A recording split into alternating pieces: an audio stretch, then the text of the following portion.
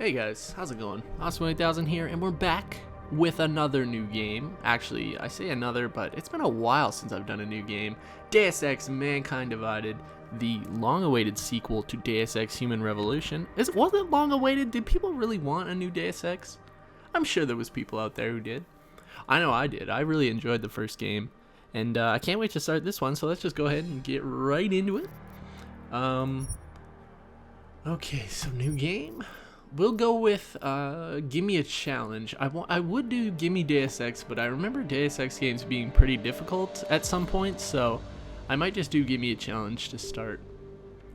You can enjoy a good story and a good challenge. This is how the game is meant to be played. Let's go with that. Deus Ex Human Revolution recap video. You can enjoy Deus Ex Mankind Divided as a standalone experience. You can also relive the experience of Deus Ex Human Revolution, which took place 2 years prior, by watching a 12-minute recap video. Do you want to watch the recap video now? Yeah, hell yeah, I'll do that. It's been so long since I played Human Revolution. I actually don't even remember when it came out. When was it? 2010? 2011? It might have been earlier. I should probably Google this, but let's go ahead and watch the recap video.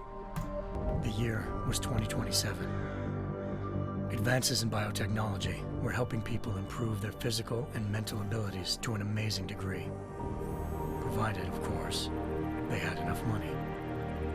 A new breed of people was emerging, half human, half machine. And in Detroit, at least, not everyone was happy to see it. I'd just landed a job as head of security at Sarif Industries, a cutting-edge biotech firm. David Sarif himself handpicked me for the job, said he needed me to keep his people safe. My ex, Megan Reed, was one of them. Brilliant neuroscientist, Megan had found a way to make augmentations safe and affordable for everyone. All she had to do was present her research to Congress. But the night before her big meeting, my security measures failed. A team of Black Op mercenaries stormed into Sarif headquarters, massacring everyone in sight. 3 of the mercs were heavily augmented walking tanks. Their mission? Take out Megan and her team. I tried to stop them, but their leader tossed me through a plate glass wall. Last thing I heard as his bullets slammed into my brain was Megan's dying scream. I should have died with her. Only I didn't. High-end military-grade enhancements saved my life. The best augmentations Sarif's money could buy. It took me half a year to get a feel for her. Should have taken longer, but 6 months into my recovery, Sarif Industries was attacked again. This time, by a radical group of pro-human purists. Violent, militant, and fanatically opposed to human augmentation. They claimed to be members of Humanity Front, a non-profit organization that wanted the UN to limit biotechnology research. The thugs broke into Sarif's factory and found machinists working overtime on a top-secret military augment called the Typhoon. Sarif sent me to retrieve it, and when I did, I found one of the so-called purists next to it, wired with cerebral implants, trying to download its classified specs. Obviously, something more was going on. The Aug killed himself before I could question him. Sarif ordered me to dig deeper, so with the help of Frank Pritchard, Sarif's head of cybersecurity, I did. Turns out a second hacker had been controlling the Aug's actions from somewhere off-site. Pritchard and I tracked his signal to a secret FEMA internment camp in Detroit. The Black Op mercenaries were there. The same mercs who'd left me for dead 6 months before. Figured they'd try again when they saw me. It wasn't so easy for them this time. I took out the tank named Barrett, even got him to give me a new lead. A penthouse apartment in China. Of course, we both knew it would be a trap in the end.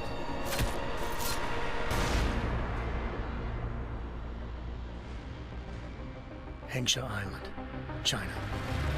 Home to a city so crowded, they had to build a second city on top of it. Trying to find clues in Hengsha wouldn't be easy. Lucky for me, I wasn't alone. Farida Malik, Sarif Industries' ace pilot, had lived in Hengsha before. A good person to have on your side, she knew enough about the place to get me around. Malik dropped me in the lower city, close to the penthouse Barrett had told me about. Bell Tower Associates, a private security firm under contract to the Chinese government, had agents tossing the suite when I arrived. Just not for the reason I'd been expecting.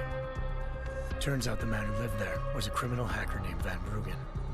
The same hacker who'd been remotely controlling the Aug in Sarah's factory. Van Bruggen's panicked decision to force the man to commit suicide had been a mistake. Now his mercenary partners were gunning for him, and I needed to find him before they did. Locating Van Bruggen meant playing nice with the triads, anxious organized crime lords. They had the hacker holed up inside a low-rent capsule hotel. By the time I found him, Van Bruggen had no qualms giving up the woman who hired him. Zhao Yunru, president of the Taiyang Medical Corporation.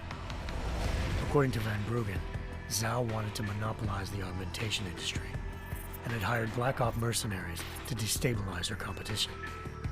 Seraph Industries was at the top of her list. To prove this, I needed to get inside TYM and grab a surveillance hologram off a server. I suspected Van Bruggen was hiding something when he told me this, but nothing could have prepared me for what I saw. Megan wasn't dead. She and her 4 best researchers had been kidnapped, spirited away somewhere while their kidnappers made it look like they were dead. Desperate to learn more, I confronted Zhao in her penthouse. She claimed to be a pawn in a bigger plan, and hinted at a group so powerful it controlled global interests at a whim. Then she slipped into a panic room and hit the alarm, forcing me to make a very quick exit. I figured Zhao was lying, but part of her confession made sense. David Seraph had been worried about his people. So worried, he'd required all of them to have subdermal locator devices surgically implanted. The GPOs would have been broadcasting the day of the attack. But Zhao said a single call to Picus, the world's leader in global 24-hour satellite news, had turned those signals off. I needed to fly to Picus headquarters in Montreal if I wanted to learn more.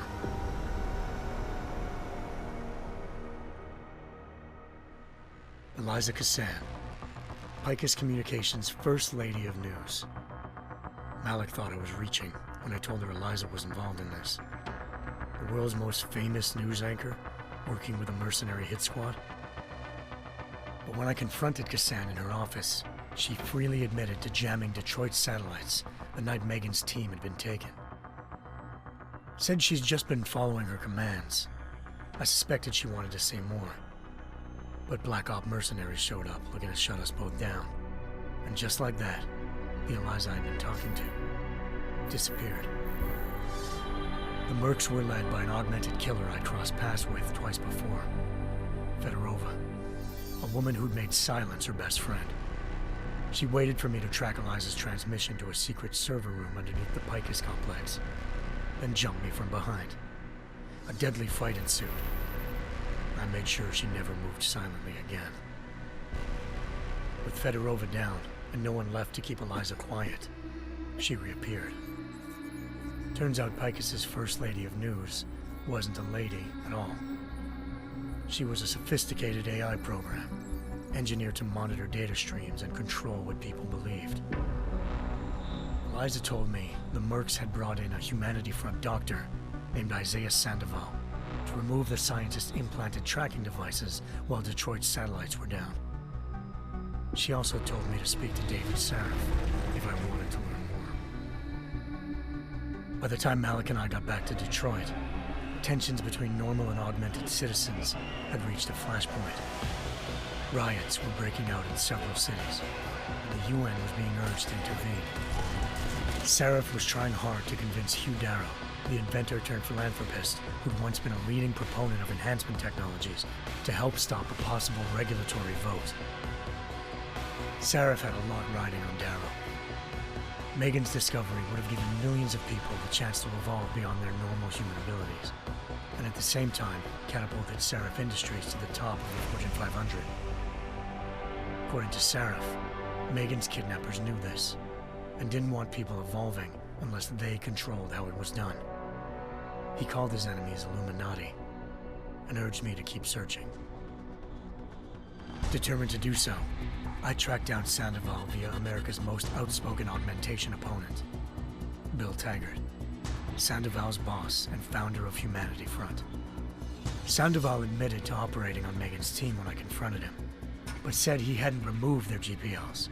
He'd merely switched them to a different frequency. Pritchard was able to trace one of the signals to China. Malik and I immediately took off in pursuit. Unfortunately, the Illuminati were one step ahead.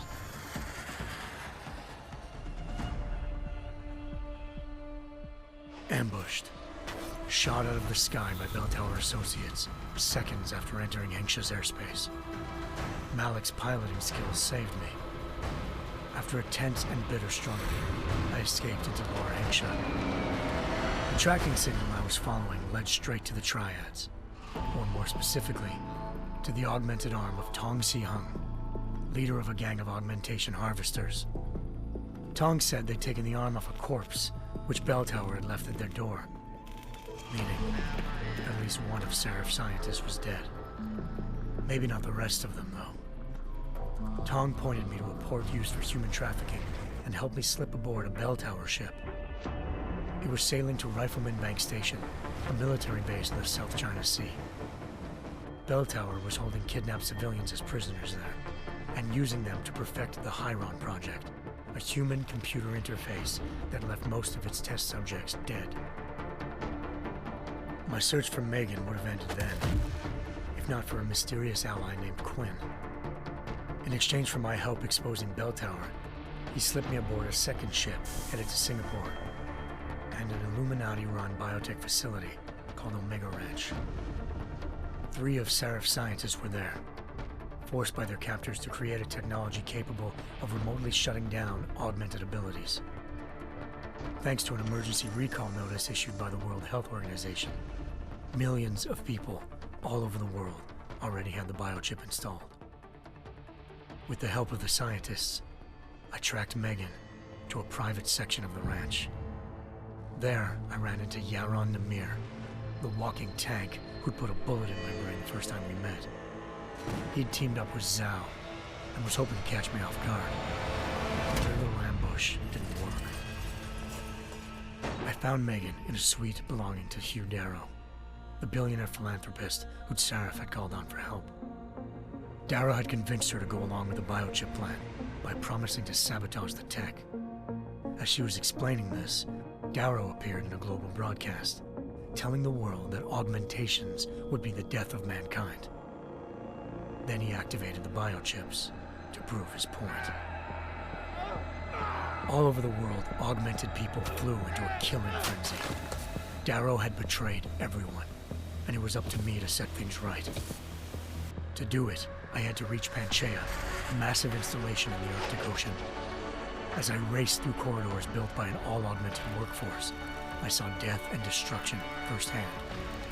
By the time I shut down Darrow's broadcast, I knew the damage he'd done. Still, humanity's future remained unclear. How would the world react to this sabotage? Would people ever regain their faith in augmentations again? What would be the Illuminati's next move? Only time could give us the answers.